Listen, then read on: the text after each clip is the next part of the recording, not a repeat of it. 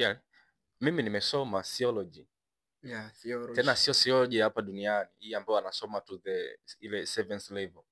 Hiyo mimi nimeenda above. Mimi nimesoma theology at climax level. Mantiki ya kwamba nimesoma theology sehemu ambayo haipo hapa duniani. Nimesomea heaven.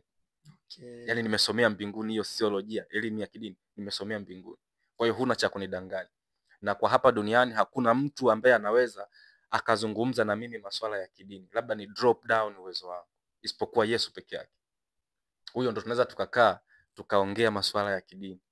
Lakini sio hawa, sio mitume, askofu, si baba nani. Hawa wote hawawezi. Na ndio maana in nature mimi naitwa mtakatifu. Kwa mantiki ya kwamba theolojia yangu niliyosoma mimi sijajifunzia hapa duniani. Nimeenda kujifunzia mbinguni kabisa kwa baba mwenyewe. Kwa hiyo elimu yangu ya kidini hailinganishwi na mtu yeyote katika dunia hii. Na nabii yeyote, hao wote wako chini yangu, wanaongea bullshit. Na wanachokiongea chote nakielewa na najua kwa nini wanazungumza hivi.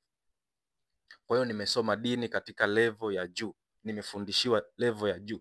Hao malaika ambao unasikia watu wana sijui malaika nini, malaika, wale malaika ni wafanyakazi wangu.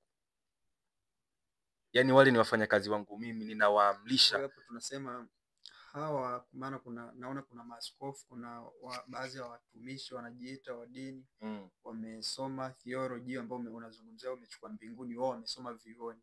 Duniani wamesoma yani kipande kidogo sana. Minor. Yani asiweza hata hawastahili hata kushika kamba za viatu vyao. Hawastahili kugusa hata gidamu wala vazi lao. Naona hao ndo naweza nikasema wanawapotosha watu kwamba wao ndo manabii wa kweli. Kwa sababu waovu ni wengi duniani. Wao ndo maaskofu, wao ndo ukishasikia mtu anakuaminisha yeye ndiye, maana yake ni muongo. Unaona? Alafu mimi kama unavyoelewa kanisa letu sisi kama unavyoelewa, hatufundishi watu kuwa waumini.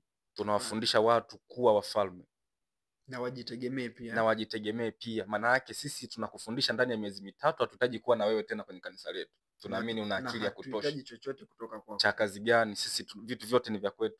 Sasa utatusaidia nini? Baba ametutuma kufanya kazi yake. Of course, sasa ametutuma kuwa yani kutegemea kitu labda cha mtu ambaye hapana. Sasa theology at climax level ni level ya vyuo vikuu vinavyopatikana mbinguni. Na hiyo tumesoma wachache sana.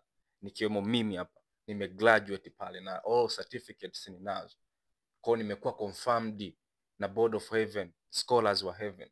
Kwa malaika kwangu mimi ni wafanyakazi. Ninawaita na ninawaagiza. Na next topic naenda kufundisha sasa namna ya kumwagiza malaika. Umeona? Namna ya kumwagiza malaika. Sasa naenda kufundisha kwa sababu hawa mitume fake nataka wakose deal.